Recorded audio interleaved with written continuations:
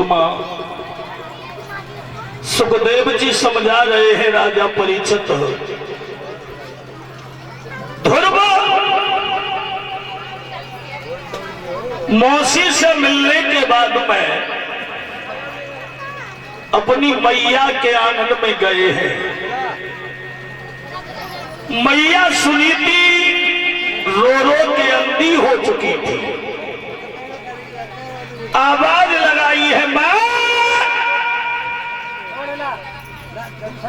तो जिसका बेटा भगवान का दर्शन करके आया हो, भला क्या उसके माता पिता दुखी रह सकते हैं? कभी नहीं रह सकते। ध्रुव मैया से मिला है, मैया की दोनों आंखें आ जाती हैं। आने के बाद में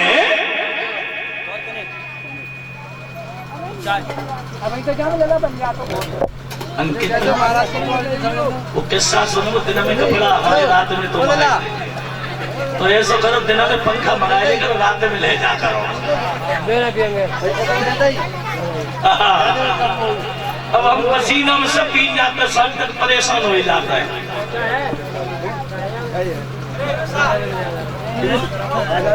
कहने का मतलब है सुखदेव जी समझा रहे हैं राजा परीक्षित। भक्तों चिंता क्यों नहीं है?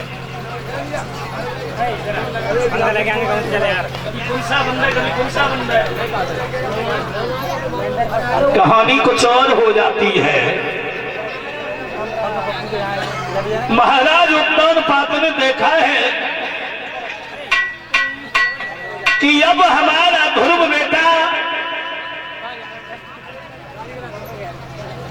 यहां का राजकाज देखने योग्य हो गया।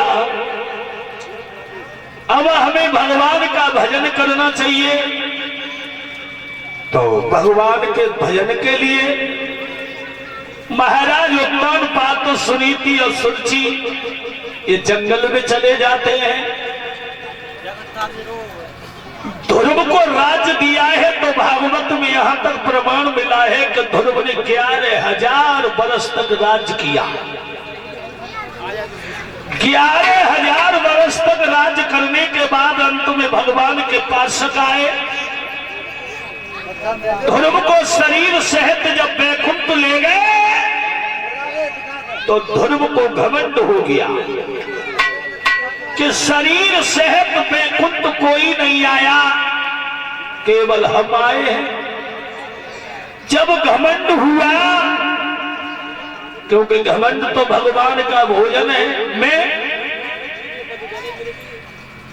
अगर जिसके हृदय में मैं शब्द आ गया तो वो ये समझ ले कि हमारे विनाश की सीढ़ी लग गई।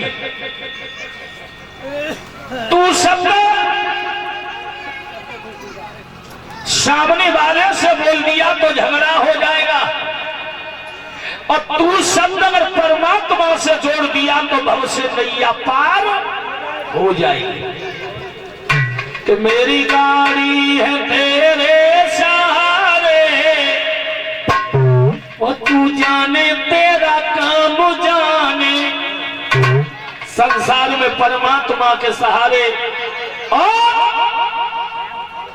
गाड़ी को जोड़ दिया, जीवन को जोड़ दिया तो नैया भव से पार हो जाती है। इसलिए तो बताया है ध्रुव को घमंड हो गया, भगवान के पार्षदों ने धक्का लगा दिया। धक्का जब लगा दिया है तो आज भी वही ध्रुव उल्टे लटके हुए हैं जो ध्रुव तारा के नाम से सुबह निकलते हैं पूरब में, वही ध्रुव आज भी उल्टे लटके हुए हैं। इस तरीका से ध्रुव ने अटल पद प्राप्त किया है। बोलिए गोविंद भगवान की। कबीर भगवान का कीर्तन बोले छोटा सा।